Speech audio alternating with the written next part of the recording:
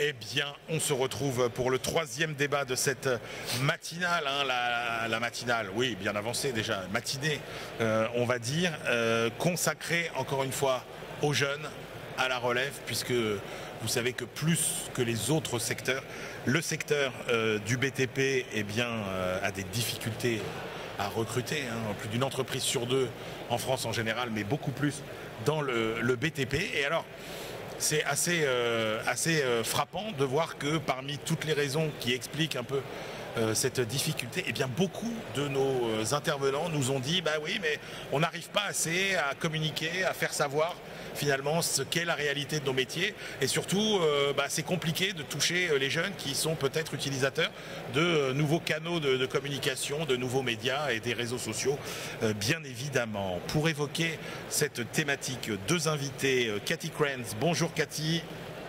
Cathy, vous êtes e-influenceuse, donc on vous trouve sur à l'adresse Cathy Cranes sur LinkedIn. Et puis Anthony Gaubert. Bonjour Anthony. Goubert, bonjour. Et Goubert. C'est bien ça. Et là, il me dit Anthony Goubert et je réécris Goubert, n'importe quoi. Anthony Goubert, vous êtes créateur de contenu BTP, vous, ça s'appelle Radio TP. C'est ça. C'est sur Instagram. Alors, question que je vous pose à tous les deux. Cathy, comment vous êtes-vous lancé dans finalement l'influence sur les réseaux sociaux pour le secteur du BTP?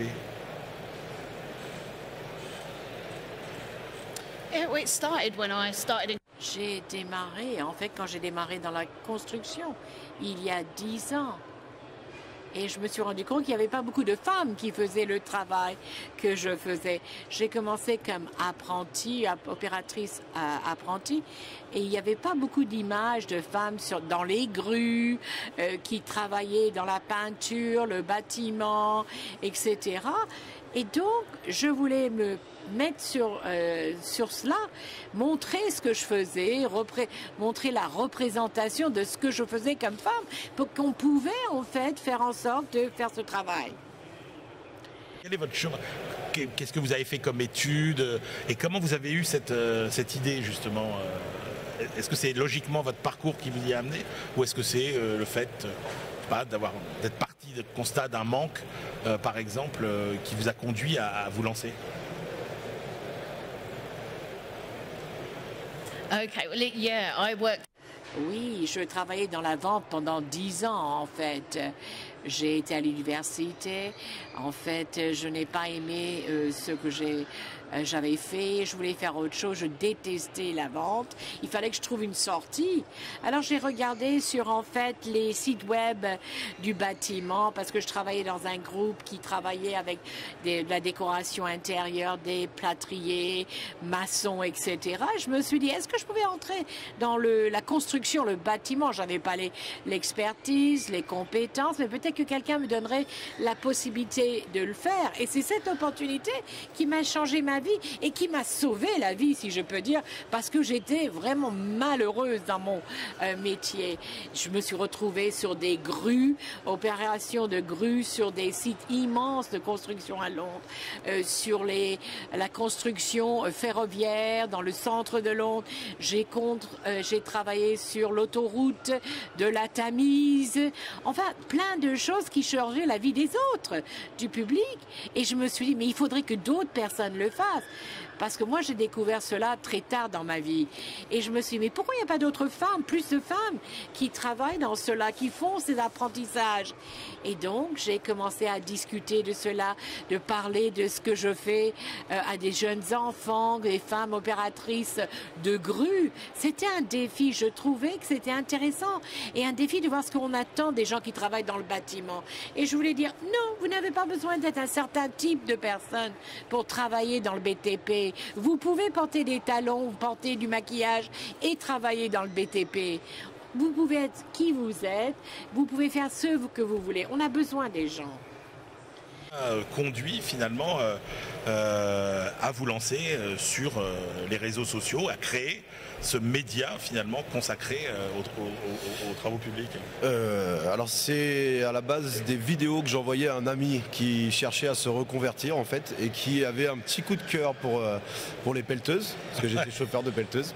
Donc je lui ai envoyé. Votre métier c'est quoi vous au départ? Alors à la base je suis conducteur d'engin sur une pelle à pneus, donc en VRD.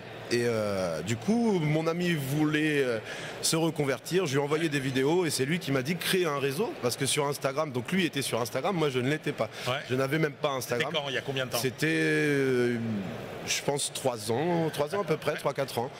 Et en fait lui étant sur Instagram me disait il y avait beaucoup de contenu en fait anglophone. Ou germanophone, etc. Mais pas en français. Il y en avait très peu, il devait y en avoir un ou deux, et c'est vrai que c'était quasiment inexistant, on ne les voyait pas passer. Et du coup j'ai essayé, j'ai mis ça en ligne, ça a pris très vite. Et du coup j'ai voulu développer un peu plus ce truc-là, parce que j'ai aimé la communauté en fait qui s'est créée autour de ça. Ouais. Une communauté clairement BTP. Donc, qui sont les membres de votre communauté? C'est des membres francophones, parce que ça touche aussi bien la Suisse, la Belgique, la France et le Québec, l'Afrique aussi un petit peu. Mais ce sont quasiment soit que des gens du BTP, soit des jeunes qui veulent venir dans le BTP. Ouais. Et qui découvrent du coup, parce que maintenant il y a beaucoup plus de comptes BTP sur Instagram. Et maintenant en fait grâce à ça, il y a beaucoup de jeunes qui trouvent leur vocation sur les réseaux, donc c'est super. Cathy, qui sont les membres de votre communauté? Vous les connaissez? Ils font quoi? Est-ce que ce sont des professionnels? Est-ce que aussi ce sont des jeunes qui veulent découvrir un petit peu et qui se passionnent pour ces métiers? Je crois qu'il y a réellement un besoin. La plupart de mes suiveurs, en fait, sont sur LinkedIn, et donc des professionnels. Il y a des personnes qui me suivent, qui travaillent dans différentes industries. Mais sur Instagram, c'est plus ouvert. Et je crois que c'est comme ça qu'on peut atteindre les jeunes, grâce à Instagram, YouTube, TikTok, Snapchat, etc. Pas sur LinkedIn. Alors, sur LinkedIn, je reçois beaucoup de messages de jeunes femmes qui me disent « Oh, ça m'intéresserait d'être opératrice de grue. Qu'est-ce que je dois faire? Comment je peux arriver à cela ?» Et je crois que c'est important. Il faut savoir qu'une des dames avec qui je travaillais, je l'ai rencontrée en fait dans un magasin pour animaux. Et elle m'a dit, mais vous êtes devenue opératrice de grue, comment je peux le faire? Et elle est devenue opératrice de grue 1 an plus tard. Donc c'est intéressant parce que cela peut faire attirer des personnes qui travaillent dans la construction, le bâtiment. Moi, j'ai travaillé dans un emploi pendant 20 ans presque, les ventes, et il fallait absolument que je me convertisse, j'en pouvais plus. Et donc, je crois que c'est intéressant pour ces personnes qui viennent, qui veulent faire un changement et à qui ça plaît d'être dans le bâtiment. Vous échangez finalement, à quel besoin vous répondez? C'est-à-dire que, est-ce que vous leur livrez de l'information et ils vous disent, ah bah nous, on manquait d'informations sur la réalité de ce secteur, sur comment ça se passe, on pensait pas que c'était pour nous. Est-ce que vous avez l'impression, en gros, de combler un manque informationnel en fait par rapport aux méthodes de communication traditionnelles? Oui, tout à fait. On nous demande à peu près tout. Ça peut être de la question technique ou des questions vraiment concernant la formation.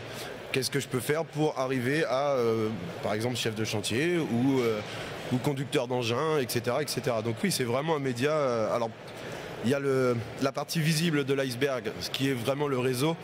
Et ensuite, c'est vraiment les messages qui représentent la plus grosse partie du réseau. Donc ça, c'est des messages qui ne sont pas publics. Et en fait, tout se passe ici. Donc, n'étant pas public, les gens se lâchent beaucoup. Ou me disent, voilà, je suis pas bien dans ce que je fais. Donc ils ont moins peur de parler, tout simplement. Donc, je suis pas bien dans ce que je fais. Comment je pourrais faire pour me reconvertir, même si je ne suis pas calé? Est-ce qu'il existe des formations pour faire ci, pour faire ça? Voilà, c'est de l'échange, en fait. C'est une vraie communauté. Et je trouve que c'est un vrai plus par rapport au reste. Quelles sont les principales idées reçues que les gens véhiculent et contre lesquelles vous êtes un peu obligé de lutter? C'est clairement la voie de garage, le BTP voie de garage. Si tu sais pas de quoi faire ou que tu n'as pas de diplôme, tu feras du BTP. Il y a une mauvaise image qui est calée là-dessus en ce qui concerne, on va dire, les hommes déjà. Et pour les femmes, je pense que c'est d'autres problèmes, mais elles ont aussi leurs problèmes. C'est un métier d'homme, une femme n'a rien à faire ici, etc., etc. Voilà. Donc en fait, chaque sexe entre guillemets a son problème à gérer, mais il y a beaucoup de clichés qu'il faut complètement démolir en fait, tout simplement. Cathy, est-ce que vous êtes confrontée vous aussi, j'imagine, à tous ces clichés qu'on a entendus, c'est pas un métier de femme, en fait vous soulignez, vous dites, mais en fait c'est un métier dans lequel il y a beaucoup de mixité finalement, de mixité sociale, de mixité culturelle, et donc oui, c'est aussi évidemment un métier pour les femmes. Oh, definitely. I mean, oui, oui. Vous savez, il y a beaucoup de préjugés. Et même lorsque moi, on m'a invité à devenir apprenti, j'avais des préjugés aussi. Je me suis dit, ah mais les femmes, elles conduisent pas des grues. En fait, quand tu vas à l'école, au Royaume-Uni, on a toujours les mêmes problèmes. Les profs disent, si tu ne travailles pas bien, tu vas te retrouver maçon, tu vas travailler dans la boue. En fait, c'est une méprise de l'industrie. On ne parle pas de l'argent à gagner, on ne parle pas de comment on peut grimper les échelons de l'échelle dans le bâtiment. Les gens, une fois que vous arrivez à travailler bien, ils veulent vous garder, ils veulent vous retenir dans l'entreprise, ils veulent vous faire progresser. Et vous savez que, bon, c'est clair, en tant que femme et opératrice de grue, il y en a très peu. Il n'y en a que 2% de femmes dans la formation au Royaume-Uni. Donc vraiment très, très faible minorité. Lorsque je travaillais dans les grues, on me disait, qu'est-ce qu'elle fait cette femme dans la grue? Si j'étais un mec, personne dirait comment elle travaille ce mec dans la grue. Mais il faut attendre, il faut travailler. Et je crois que c'est un fardeau sur les épaules lorsqu'on veut changer ses visions. Je pense de plus il y aura des personnes qui font ce travail d'influenceur, qui mettent des images sur les réseaux en train de travailler. Et regardez, voilà, moi, je ressemble à cela. Je viens de ce village. Moi aussi, je pourrais faire cela. Moi, je viens de là. Je pourrais faire ce travail. Anthony, alors concrètement aujourd'hui, l'activité Radio TP, ça vous prend combien de temps par rapport à votre métier c'est resté votre métier principal, conducteur d'engin ou... Non, j'ai arrêté la conduite. Complètement. Oui, j'ai arrêté la conduite au mois d'octobre. Bon, je fais autre chose, hein. Je suis toujours dans le BTP, mais pour rester vraiment sur Radio TP, qui est devenue du coup une société, arrive un moment, c'est obligé. C'est extrêmement chronophage, mais c'est ma passion, donc, et c'est autant ma passion que le BTP, très franchement. J'adore ce que je fais sur les réseaux, manager ça. Et donc oui, c'est très chronophage. Là, ça fait 4 jours, 5 jours qu'on est là. Enfin voilà, on travaille, mais on travaille dans la joie et la bonne humeur. Donc vous avez fait combien de postes par exemple en 4 jours là? Alors en poste, peut-être pas beaucoup. Mais c'est surtout en story, je relaye beaucoup en story. Et je sais pas combien j'en suis très franchement. Ah ouais. Mais c'est génial, tout le monde suit. Alors ceux qui n'ont pas pu venir ou ceux qui vont arriver, qui sont même en route, on m'envoie des photos, j'arrive, on se croise tous tout au long des jours d'Intermat. Enfin bref, j'adore. C'est très chronophage, mais c'est passionnant. Cathy, alors effectivement on est à Paris ici, il y a beaucoup de Français, hein, effectivement. Alors les visiteurs viennent quand même du monde entier, mais j'imagine que vous avez beaucoup de gens qui vous suivent, qui ne peuvent pas venir ici. C'est quoi votre activité depuis 4 jours là, au salon? Yeah, so I only... Oui, moi je suis arrivée hier en fait, hein, c'est mon premier jour. Mais j'ai fait du contenu vidéo. Vous savez que je suis très concentrée sur les grues et grosses machines, donc j'ai été contente de voir les nouvelles grues télescopiques. C'était très intéressant pour moi. Mais pour moi, c'est capter l'histoire de ce salon, montrer l'atmosphère qui y règne, me balader, voir les gens. Et après, je vais tout remettre ensemble pour faire quelque chose. Mais je pense que c'est vraiment une vitrine extraordinaire.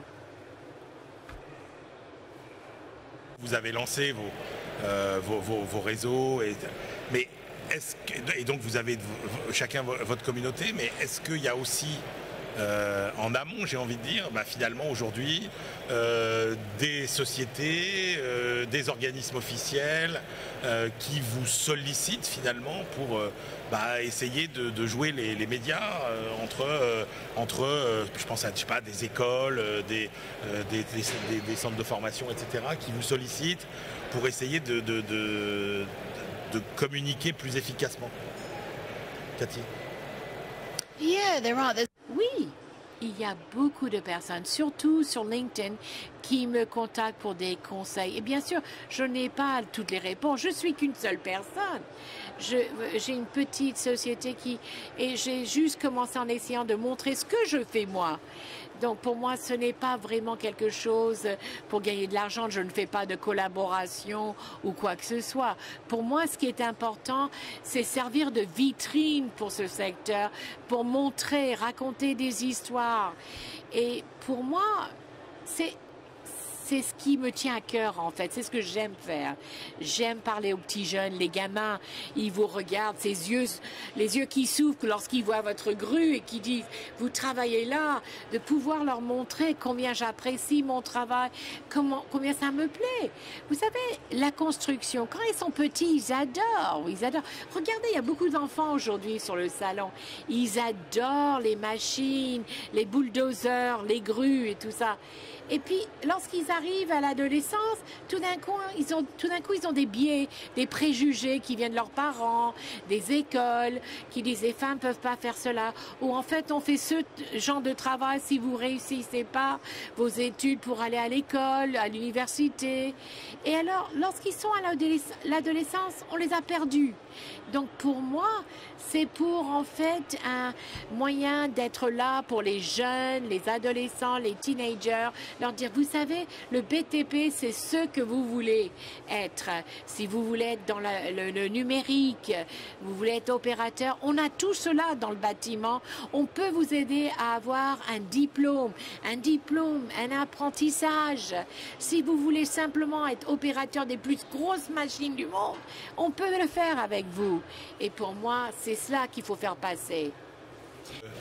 Effectivement, alors la fascination pour tout ce qu'on voit ici, les matériels, les engins, etc. Bon, ça c'est ce qu'on dit quand on a envie de faire de la construction quand on est petit. On se dit, waouh, les machines. Mais après, vous dites, ça s'atténue et c'est plus ça. C'est plus ça la préoccupation majeure. Et là, on bascule plus sur des préoccupations, contribuer finalement à la décarbonation et à l'amélioration de la qualité de vie sur la planète, en fait.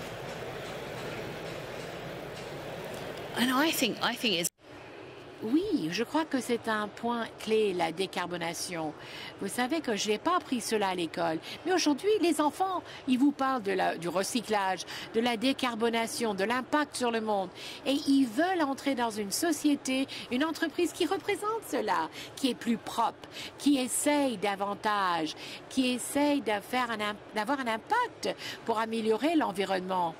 Moi, je n'ai jamais eu cela. Et moi, je trouve que c'est extraordinaire. C'est que l'éducation vise à faire cela, qu'ils veulent faire quelque chose.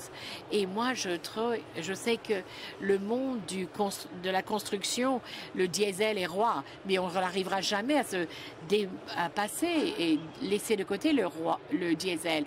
Mais on voit les nouvelles choses, les grues électriques de 250 tonnes qui ont la même capacité de levage, une machine à qui il manque rien en fait. Donc il y a l'innovation. Et je crois que pour les jeunes, c'est intéressant. Ils s'intéressent à l'innovation, à avancer. Et je crois qu'on peut leur donner cela dans le bâtiment. Quand même dans un secteur où il y a beaucoup de techniques et beaucoup de révolutions techniques. On connaît le côté impitoyable des réseaux sociaux, des gens qui sont sur les réseaux sociaux. Comment vous faites pour maintenir votre crédibilité, j'ai envie de dire, pour vous mettre à niveau en permanence sur tous les sujets? Ça ne doit pas être facile.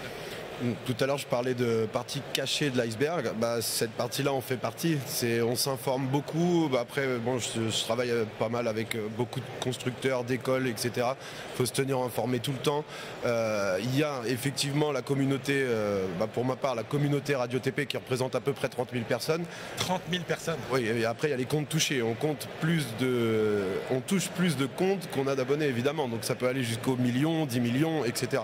C'est très variable ce chiffre-là, mais on touche énormément de monde.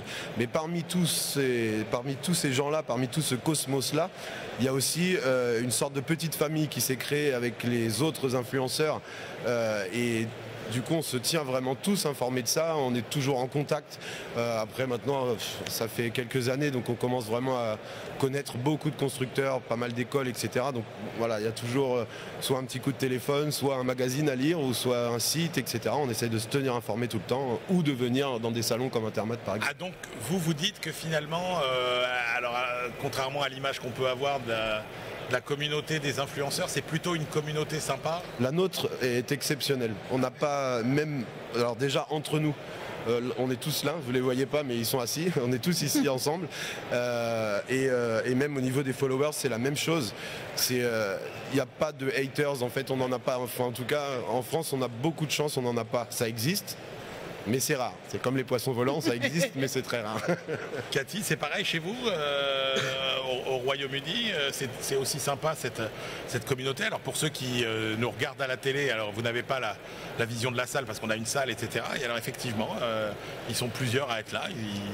Ça a l'air assez sympa, effectivement. Ça l'est. Comme communauté. Cathy, c'est pareil. Mais vous vous connaissez entre vous? Pas tellement Oui, je les connais en fait. Et c'est vrai que j'ai beaucoup de followers sur mon site, mais oui, je les connais. Il y a un peu de haters, ceux qui haïssent. C'est un peu triste. Et je crois que cela découle des vieilles habitudes dans le bâtiment. Il y a des personnes qui n'aiment pas ce que je fais, parce que je suis très positive sur les femmes dans le bâtiment. C'est pas toute mon histoire. Moi, je suis pour tout le monde dans le bâtiment. Mais en tant que femme, bien sûr, je vais parler des femmes dans le bâtiment. Et il y a des remarques désagréables. C'est toujours des hommes qui sont très négatifs, qui font des remarques très méchantes par rapport à moi. Il y a peut-être une colère sous-jacente. Ils ne veulent pas que les choses changent, peut-être. Moi, je sais que quand j'étais apprentie, vous savez qu'au Royaume-Uni, il y avait beaucoup de colère par rapport à cela également. Ils avaient l'impression qu'on prenait leur place et qu'on nous donnait des possibilités d'entrer en tant qu'apprentis. Ils n'aimaient pas si on était émotifs, ils n'aimaient pas si on faisait mieux qu'eux. Moi, j'essaie de dire et j'essaie de penser à être toujours très positive. Mais oui, il y a des méchants sur le réseau. Tous les deux, au départ, c'était pas forcément facile de se faire connaître. Aujourd'hui, est-ce que vous diriez que dans votre univers finalement de profession, vous êtes devenu incontournable? Ça me paraît prétentieux de répondre oui à cette question, mais on touche beaucoup de monde, effectivement. Je sais pas trop, ça fait prétentieux quand même de répondre oui à ça, non? Ah non, mais vous attendez. Vous pouvez le mesurer au travers l'intérêt que, entre guillemets, les institutions ou les gens importants de cette profession peuvent vous témoigner. En gros, on vous calcule ou on vous calcule pas, quoi. Voilà, on nous calcule. On nous calcule beaucoup. Alors disons-le comme ça, on vous calcule. Oui, bien sûr, bien sûr. Et vous, Cathy, est-ce qu'on vous calcule aussi dans l'univers? J'aime penser que oui. Vous savez, ce que je fais, c'est offrir des opportunités. Je suis très reconnaissante parce que j'ai pu avoir. Je suis allée à Buckingham Palace sur un engin massif. C'était extraordinaire. Donc, moi, je ne me vois pas comme influenceuse, vraiment. Je me vois plutôt comme une personne positive, un modèle de rôle positif, si vous voulez. Et je crois que c'est quelque chose qui se passe partout. partout sur l'Internet. Vous savez que peut-être que dans le bâtiment, on a été un peu plus lent à venir sur les réseaux sociaux. Mais au cours des dernières années, je vois tellement de comptes créés où des personnes mettent des images de ce qu'ils font au quotidien. Il y a des gens qui font des vidéos en train de piocher, en train de creuser des trous. Et je trouve ça extraordinaire. Il y a un intérêt pour cela. Il y a des jeunes qui regardent ces vidéos de personnes au travail. Oui, c'est un monde qui avance, qui change. Sous votre, alors pas pression, mais sous votre inspiration, vous voyez aussi que des institutions plus traditionnelles ont infléchi aussi leur stratégie de communication pour essayer de faire connaître leur métier, leurs produits. Tout à fait. En fait, sur les réseaux sociaux, ça fonctionne pas vraiment comme dans des magazines où c'est vraiment des trucs très sérieux ou des vidéos qui étaient avant officielles, par exemple, qui étaient toujours très sérieux, etc. Sur les réseaux sociaux, c'est quand même très vulgarisé. Tout simplement, c'est accessible à tout le monde et en fait, c'est une autre façon de communiquer. Et effectivement, les marques maintenant ont bien compris que les réseaux sociaux touchaient beaucoup plus de monde qu'un magazine posé sur une petite table dans une salle d'attente. Voilà, très clairement. Et c'est de la consommation d'images, il ne faut pas l'oublier. Donc c'est toujours très rythmé pour essayer justement de capter l'attention. Et une fois que l'attention est captée, je pense que ça marche quand même bien mieux que quelque chose de très très très conventionnel. Voilà, je pense que ça touche plus de monde et les marques l'ont bien compris maintenant. On voit les réseaux sociaux des marques changent énormément et du coup ils font beaucoup appel aux influenceurs. Cathy, vous sentez ça aussi? Vous avez vu les canaux traditionnels finalement de communication changer aussi sous votre influence? Yeah. Oui. Et c'est comme Anthony a dit, oui, on part dans cette direction. Vous savez, lorsqu'on parle des magazines dans une salle d'attente d'un médecin, quand c'est la dernière fois que vous avez vu quelqu'un lire un magazine dans la salle d'attente d'un médecin? Oui, non, ici, vous n'avez pas besoin de beaucoup d'argent pour créer du contenu. Il y a de très bons contenus faits par une personne assise dans un engin. C'est une façon pour les marques, les sociétés de profiter de cela. Et donc, on voit beaucoup de collaborations, bien sûr, des gens qui vendent des choses. C'est fantastique, c'est le meilleur engin que j'ai jamais vu. Bon, il y a des gens qui font ça pour l'argent, bien sûr. Mais moi, je continue à aimer les magazines, mais peut-être parce que je suis plus âgée. Mais je crois qu'aujourd'hui, de plus en plus de personnes lisent moins de magazines. Et même si c'est pour le lire sur votre téléphone portable, le papier, c'est moins. Je crois que les sociétés, les marques passent vers les médias sociaux. Je ne sais pas pourquoi le bâtiment est plus lent à y venir, mais au cours des dernières années, ça s'accélère. Plaisir de vous recevoir. Merci pour s'ouvrir finalement sur ces nouvelles méthodes de communication. Anthony Goubert, Radio TP, c'est sur Instagram. C'est sur Instagram. Et Cathy, c'est Cathy Cranes sur LinkedIn. C'est bien ça? I'm Katie Kelleher on LinkedIn. Sur LinkedIn, Katie Kelleher. Et sur le reste des médias, je suis Katie Cranes. Plus largement, cette communauté des influenceurs du métier qui vous ouvrira, je pense, des tas d'horizons que la communication institutionnelle n'avait peut-être pas ouvert jusqu'à maintenant.